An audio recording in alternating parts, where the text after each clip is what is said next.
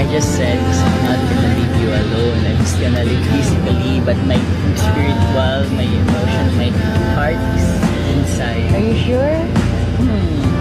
What do you want me to check on you? Like every 30 minutes, 1 hour? Every 1 second. I love you, girl. Ito lang yung kasama.